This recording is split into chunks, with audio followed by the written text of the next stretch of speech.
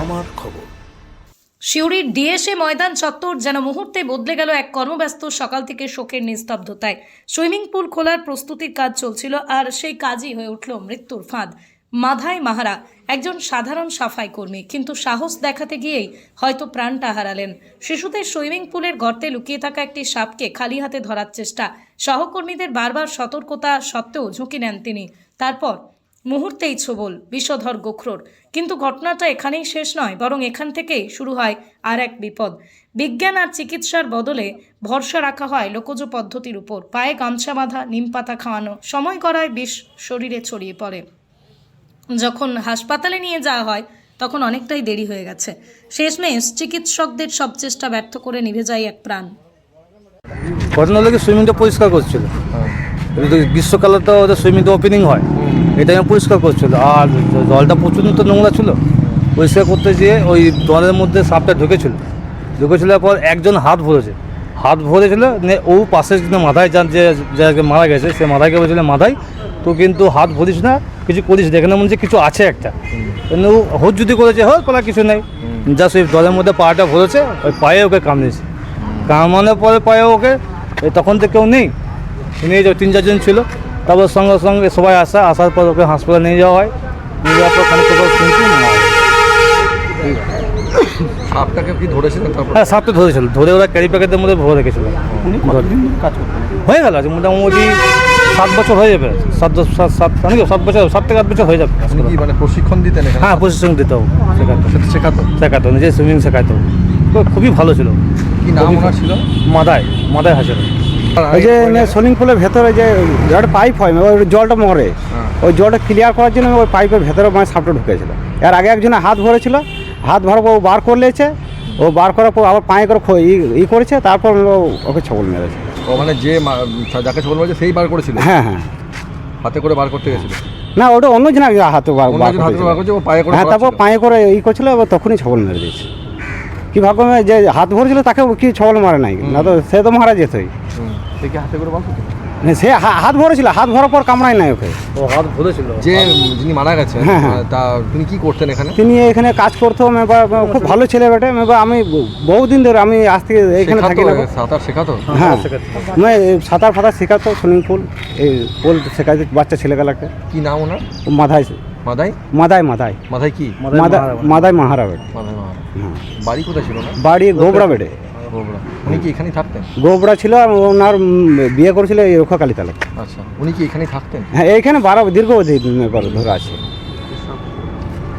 দীর্ঘদিন ধরে উনি আছে। কখন হয়েছে ঘটনাটা? এই ঘটনাটা আমি তো ছিলাম না তখন। কটার সময়? 11:30। তারপরে কি মানে হসপিটাল নিয়ে যেতে একটু দেরি হয়ে গেছিল? দেরি তো মানে একটু গল্প টল্প করছিল। ও তো বুঝতে পারে না কি সাপটা কামড়িয়েছে। আচ্ছা, তবে সবার সঙ্গে গল্প টল্প করছিল। তারপর গল্প করার পর ওকে তারপর বুঝতে পারছি কি এই হয়েছে, লেট হওয়ার পর এটা হয়েছে। হ্যাঁ, ওটা ধরে রাখা হয়েছিল। ও তো ক্যারি প্যাকেটে বেঁধে রেখেছিল। ও তো সাপটাও মারা গেছে। নিঃশ্বাস না পেলে তো সাপ তো মরবেই। যে কোনো আমাদের যদি নিঃশ্বাস না পাই আমরা তো মরে যাবো। সেই ক্ষেত্রে আপনি কি হন? আপনি এখানে থাকি, আমি দীর্ঘদিন আমার যাওয়া আসা কাজ আমার এখানে। হ্যাঁ, আমরা এখানে যাওয়া আসা কাজ 24 ঘন্টা আমরা থাকি। মাথায় বন্ধুর মতো? হ্যাঁ, মাথায় তো বন্ধুর মতনই, যতবেলায় থাকে সব বন্ধুর মতনই। তবে এটা বলতে পারি ওর অকস্মাৎ মৃত্যুতে আমরা মানে মর্মাহত। মানে এরকম একটা তাজা ছেলে হঠাৎ করে সকালবেলায় সে টিফিন করেছে, কাজ করতে লেগেছিল, এবং কাজ করতে করতে এই যে মারা যাওয়াটা, এবং আমাদের বলতে গেলে কি ও আমাদের ডিএসএর একটা অ্যাসেট ছিল। এত সমস্ত কাজ এত দায়িত্বপূর্ণভাবে পালন করতে আমরা প্রত্যেকে ডিএসএর পক্ষ থেকে আমরা প্রত্যেকে, আমাকে বোলপুর থেকে ফোন করেছিল, রামপুরহাট থেকে ফোন করেছিল, রামপুরহাট থেকে এসছেন, বোলপুর থেকে এসছেন, সবাই মোটামুটি আমাদের যারা মেম্বাররা আছে জেলা জুড়ে সবাই ফোন করেছিল, এবং সবাই এটাতে মর্মাহত। এবং আকস্মিক মৃত্যুটা আমরা মেনে নিতে পারছি, এতটাই দুঃখজনক। এবং ডিএসএতেই ও থাকতো অ্যাকচুয়ালি। এবং রাত্রিবেলায় অনেক সময় আমাদের মাল ঢোকে, যে সিএবি থেকে মাল ঢোকে বা এফ থেকে আসে, কোনো জিনিস গুডস যদি আসে, রাত্রেবেলায় বাসে এলো, রাত্রি 11টা হোক 12টা হোক, ও কিন্তু আমরা বলে দিই মাদাই মালগুলো ঢুকিয়ে নিয়ে ভিতরে ভরে দেয়। আবার ভোরবেলায় কোনো কাজকর্ম থাকলে ভোরবেলায় উঠে মাঠে পাইপ ফেলা থেকে আরম্ভ করে সবটাই, মাঠে জল দেওয়া চোর কাটা মানে ঘাস কাটা সবটাই ও করতো। অফিসিয়াল তো মানে লেখাপড়া সেরকম জানে না। না অফিসিয়ালি নয়, আমাদের এমনি ক্যাজুয়াল স্টাফ হিসেবেই নেওয়া। আমাদের যেগুলো যতগুলো কেয়ারটেকার আছে 5-6 জন, সবগুলোকে এমনি আমরা নিয়োগ করি তাদের। হ্যাঁ ডিএসএম। এখন বয়স হার্ডলি কত হবে, 48-50 হবে ম্যাক্সিমাম টু ম্যাক্সিমাম, তার বেশি হবে না আমরা যতটুকু জানি। আছে 12 বছর ধরে ও এখানে আছে ডিএসএতে। তার আগে ও আমাদের লেবারের কোনো জায়গায় যখন লেবার বেশি প্রয়োজন পড়তো তখন এসে কাজ করতো, সেটা 15-16 বছর আগে। তারপর হঠাৎ করে ওর একটা পারিবারিক ঘটনা ঘটে, তারপর থেকে ওকে ওই ডিএসএতে একটা রুম দেওয়া হয়েছিল গ্যালারির নিচে, ওখানেই থাকতো, ওখানেই সারাদিন ডিএসএতেই থাকতো। বীরভূম জেলায় সেনকো গোল্ড অ্যান্ড ডায়মন্ডসের মেগা শোরুম এখন বোলপুরে নতুন রূপে শান্তিনিকেতন রোডের উপর ইয়েস ব্যাংকের কাছে।